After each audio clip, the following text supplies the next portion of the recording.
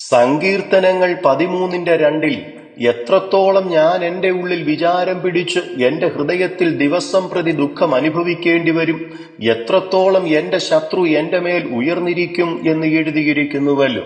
പലതിനെക്കുറിച്ചും വിചാരപ്പെട്ടും മനം കലങ്ങിയുമിരിക്കുന്ന ക്രിസ്തുവേശുവിൽ വാത്സല്യ സഹോദരങ്ങളെ, ദൈവത്താൽ തിരഞ്ഞെടുക്കപ്പെട്ട ദാവീദ് ഇതിന്റെ 1-ാം വാക്യത്തിൽ യഹോവേ, എത്രത്തോളം നീ എന്നെ മറന്നുകൊണ്ടിരിക്കും, നീ എത്രത്തോളം നിന്റെ മുഖത്തെ ഞാൻ കാണാതെ വണ്ണം മറയ്ക്കും എന്ന് ദൈവത്തോട് ചോദിച്ചതുപോലെ, ക്രിസ്തുയേശു മുഖാന്തരം തിരഞ്ഞെടുക്കപ്പെട്ട നമ്മളും ഇതുപോലെ ദൈവത്തോട് ചോദിച്ചിട്ടില്ലേ?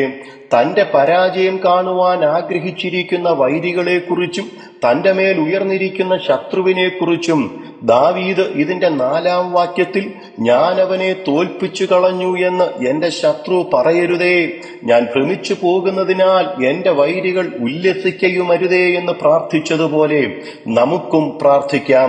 ദൈവം ദാവീദിനെ രാജാവായി അഭിഷേകം ചെയ്തതിനാൽ അവനെ ആ പദവിയിൽ എത്തിക്കുവാനോ അതിൽ സ്ഥിരപ്പെടുത്തുവാനോ സമ്മതിക്കാതെ അവനെതിരായി ശത്രുക്കൾ എഴുന്നേറ്റതുപോലെ, പ്രിയ സഹോദരങ്ങളെ, 1 പത്രോസ് 2:9 നിങ്ങളോ അന്ധകാരത്തിൽ നിന്നു തന്റെ അത്ഭുത പ്രകാശത്തിലേക്ക് നിങ്ങളെ വിളിച്ചവന്റെ സദ്ഗുണങ്ങളെ ഘോഷിപ്പാൻ തക്കവണ്ണം തിരഞ്ഞെടുക്കപ്പെട്ട ജാതിയും രാജകീയ പുരോഹിത വർഗവും വിശുദ്ധ വംശവും സ്വന്ത ജനവും ആകുന്നു എന്ന് പറഞ്ഞിരിക്കുന്നുവല്ലോ.